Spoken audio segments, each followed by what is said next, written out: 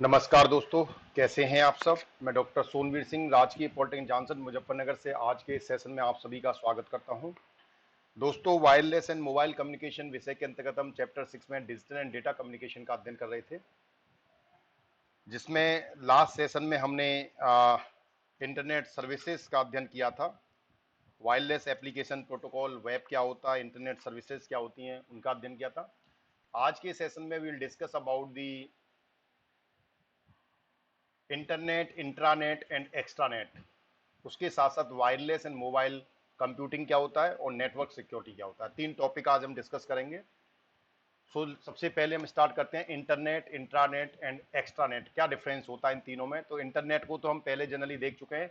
The internet और internet is the global system of interconnected computer network that uses the internet protocol suite to communicate between networks and devices। यानी कि internet क्या होता है, एक तरह से एक ग्रुप ऑफ कंप्यूटर्स है जो किसी एक प्लेटफॉर्म से नेटवर्क प्रोटोकॉल, इंटरनेट प्रोटोकॉल के माध्यम से कनेक्टेड रहते हैं। ठीक है, उसे हम बोलते हैं इंटरनेट।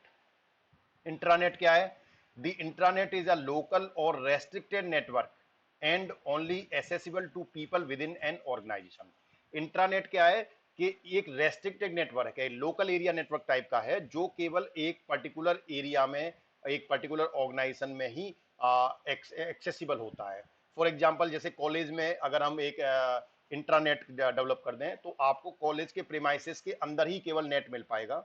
ठीक है, तो एक ऐसा नेटवर्क जिसमें केवल एक रेस्ट्रिक्शन हो, लोकल रेस्ट्रिक्टेड नेटवर्क हो, यानी उसमें आप वैश्विक स्तर पर नहीं जुड़ सकते। जैसे इंटरनेट में तो आप किसी भी विश्व के किसी भी हिस्से में बैठे किसी भी कंप्यूटर से जुड़ सकते हैं, लेकिन इंट्रानेट में आप एक रेस्ट्रिक्टेड एरिया के अंदर ही केवल कनेक्ट हो सकते हैं।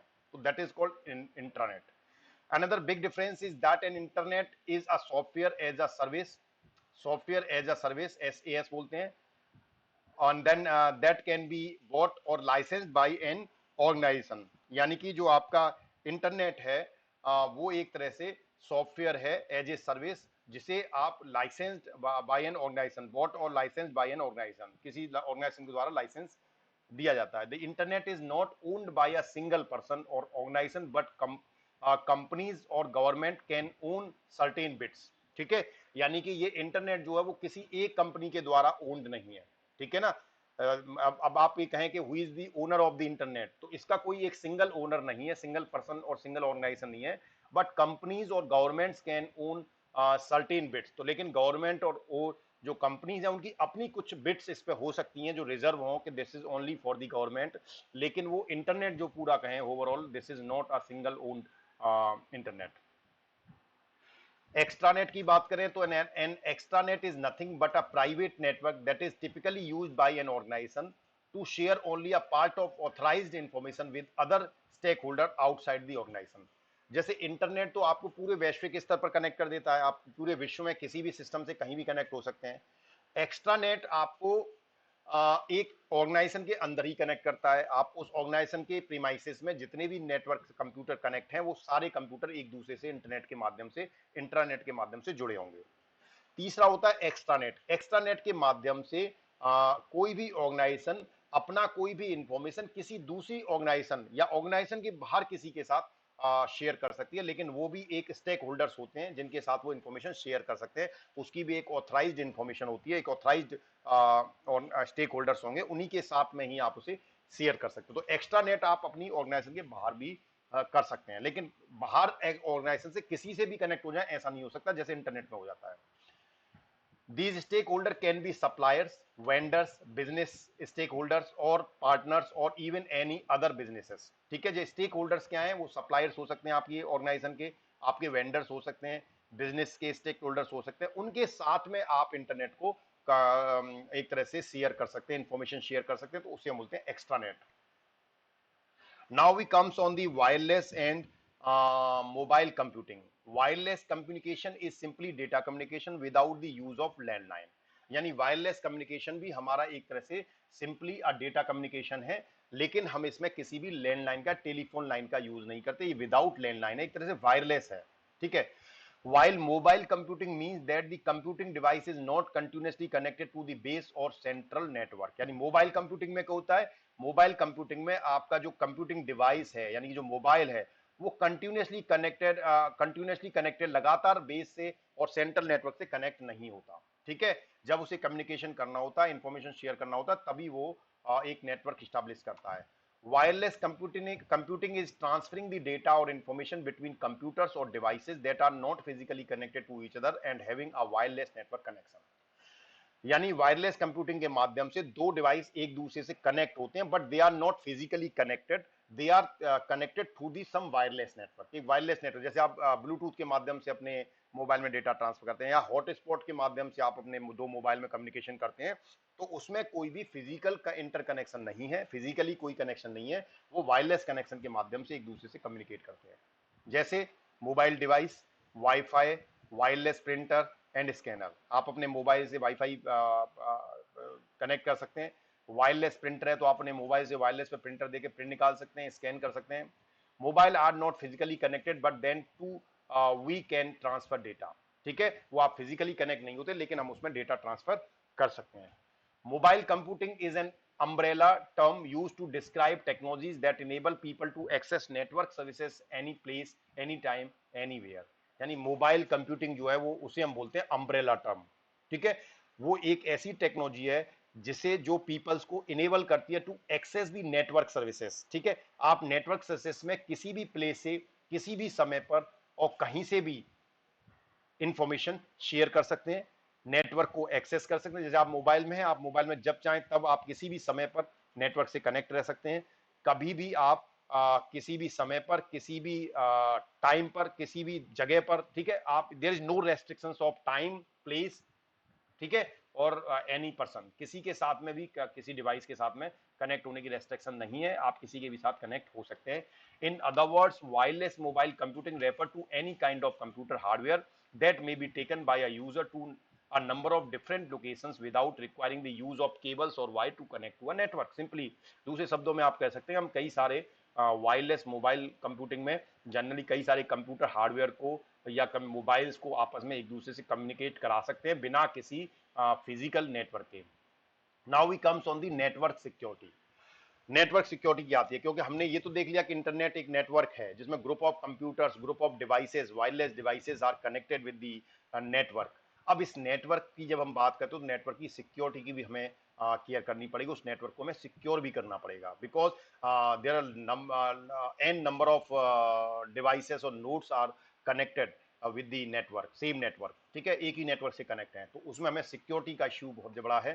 तो सिक्योरिटी कैसे करते हैं, तो network security is the process of taking preventive measures to protect the underlying networking infrastructure from unauthorized access, misuse, malfunctions, modifications, restrictions और improper disclosures। ठीक है, यानी जब आप नेटवर्क में किसी दूसरे डिवाइस से इंटरनेट के माध्यम से कनेक्ट होते हैं तो हमें अपने नेटवर्किंग इंफ्रास्ट्रक्चर को किसी अनऑथराइज्ड एक्सेस से, कोई ऐसा व्यक्ति जो ऑथराइज्ड नहीं है और आपके डेटा को एक्सेस कर ले, बिना आपकी परमिशन के उसे एक्सेस कर ले, उसका मिसयूज कर ले, कोई माल फंक्शंस, कोई मॉडिफिकेशंस, ठीक है, जो कि आपके प्रोग्राम में कुछ मॉडिफाई कर दे, कुछ चेंज कर दे, इस तरह की चीजों से हमें नेटवर्क को प्रिवेंट करना, उसे प्रोटेक्ट करना।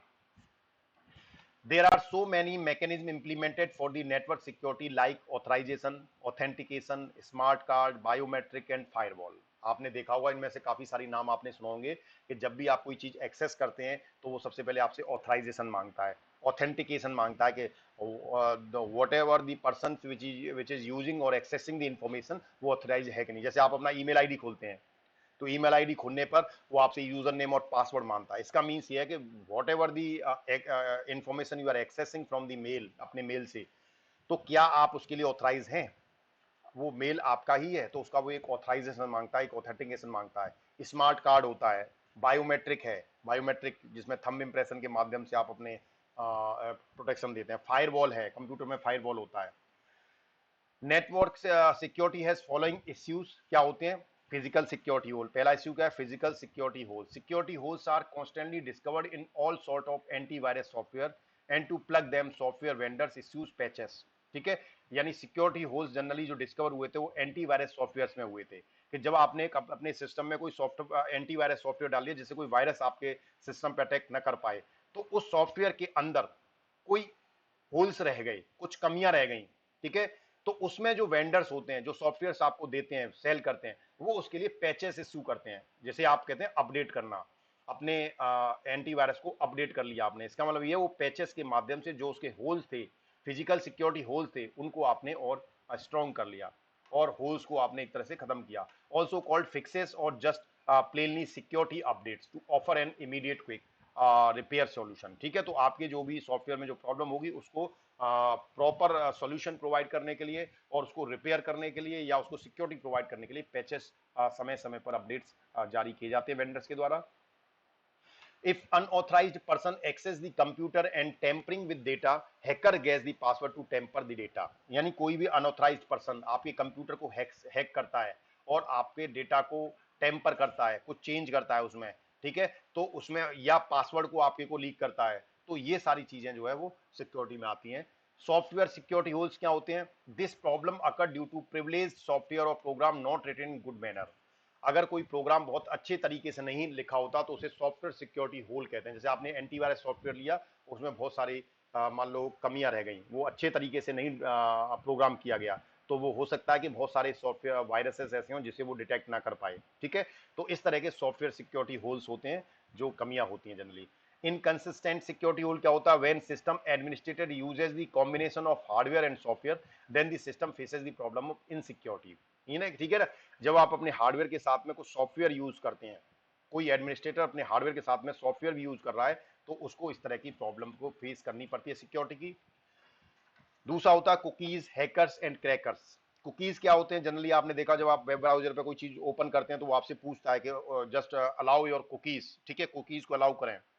ठीक है, तो cookies are a special type of message which transfer by the web server to the web browser. यानी कुकीज एक तरह का मैसेज होता है जो सर्वर के द्वारा आपके वेब ब्राउजर पर ट्रांसफर किया जाता है, so that the web server can keep track of users activities on a specific website. Suppose आपने कोई पर्टिकुलर वेबसाइट खोली, ठीक है, आप देखते हैं वो वेबसाइट ओपन नहीं होती, वो कहता है पहले आप कुकीज को अलाउ करें। ठीक है, जब तक आप कुकीज को अलाउ नहीं करते तब तक वो उस वेबसाइट को ओपन नहीं करता। जब आप कुकीज को अलाउ कर देते तब वो वेबसाइट पे वेब पेज आपके सामने ओपन होता है। तो कुकीज के माध्यम से वेब सर्वर क्या करता है? वेब ब्राउजर ब्राउजर को एक मैसेज भेजता है, ठीक है, वेब ब्राउजर को, ठीक है, एक मैसेज ट्रांसफर करता है और उस मैसेज के माध्यम से जो भी एक्टिविटीज आप उस वेबसाइट पर करेंगे वो एक्टिविटीज आपकी ट्रैक होगी। ठीक है, उसे वो ट्रैक करता रहेगा कि आप क्या क्या काम वेबसाइट पर कर रहे हैं। ठीक है, तो वो कहलाता है कुकीज। हैकिंग क्या होता है? Hacking is the activity of identifying weakness in a computer system और a network to exploit the security to gain access to personal data और बिजनेस डेटा। यानी अगर आपके कंप्यूटर की कोई कमी है, आपके प्रोग्राम में कोई कमी है, उसको अगर किसी अनऑथराइज्ड पर्सन ने उसको एक्सेस कर लिया, ठीक है, उसकी सिक्योरिटी को ब्रेक कर दिया, तो वो कहलाती है हैकिंग। किसी ने आपका डेटा, बिजनेस डेटा चुरा लिया, तो वो क्या कहलाएगा? हैकिंग कहलाएगा। Hacking are computer enthusiast and they are found of to learn computer. ठीक है, हैकर जो है वो कंप्यूटर एंथुसियास्टिक होते हैं, कंप्यूटर को जानने वाले होते हैं और वो कंप्यूटर के बारे में पढ़ने के शौकीन भी होती है। But the programmers use this program और data for negative work, then they called crackers. ठीक है, लेकिन जब कोई व्यक्ति उन प्रोग्राम्स को उस कोई डेटा चुराने के लिए या कोई नेगेटिव वर्क के लिए यूज किया जाता है तो उसे हम बोलते हैं क्रैकर्स। ठीक है, hackers generally are the computer learner, वो कंप्यूटर लर्नर होते हैं, लेकिन जब वो अपने उस कंप्यूटर लर्निंग जो स्किल्स हैं उनको जब वो निगेटिव वर्क के लिए यूज कर लेते हैं तो उनको हम बोल देते हैं crackers. At hackers is a person who finds and exploit the weakness in computer system and or network to gain access। यानी हैकर जनरली एक इस तरह का पर्सन होता है जो आपके कंप्यूटर की जो कमियां होती हैं उनको दूर करता है, रिमूव करता है। ठीक है, और network to gain access. Hackers are usually skilled computer programmers with knowledge of computer security. जो हैकर्स होते हैं वो कंप्यूटर के गुड प्रोग्राम, अच्छे प्रोग्रामर होते हैं और जो कंप्यूटर की सिक्योरिटी के बारे में भी नॉलेज रखते हैं। ठीक है, लेकिन जब वो अपनी इस स्किल्स को नेगेटिव डायरेक्शन में यूज करने ले जाते हैं तो उसे हम क्रैकर्स बोल देते हैं। ठीक है, नेगेटिव इंटेंशन के साथ उन्होंने अगर आपका डेटा हैक किया है तो क्रैक करना कहलाता है, उसको क्रैकिंग। प्रोटेक्शन कैसे कर सकते हैं आप? प्रोटेक्शन में नेटवर्क प्रोटेक्शन देखें तो नेटवर्क प्रोटेक्शन में क्या क्या प्रोटेक्शन हो सकती है? तो पहला है authorisation. In this method it is check that the user has a right और not to use the web server. आप जैसे ही किसी वेब सर्वर को यूज करते हैं तो सबसे पहले वो सर्वर को यूज करने से पहले आपकी लॉगिन आईडी मांगता है। लॉगिन आईडी के माध्यम से वो ये जानना चाहता है कि you are a authorized person और नॉट, ठीक है। Then second, authentication. Authentication is the process of recognizing a user identity. Authentication के माध्यम से यूजर की आइडेंटिटी को रिकॉग्नाइज किया जाता है। It is the mechanism of associating N incoming request with a set of in identifying credential like password, ठीक है। उसके माध्यम से वो पासवर्ड के माध्यम से आपको ऑथराइज करता है। तो आपकी ऑथराइजेशन और ऑथेंटिकेशन, ऑथराइजेशन आपकी लॉगिन आईडी से होती है, ऑथेंटिकेशन आपके पासवर्ड से होता है, ठीक है।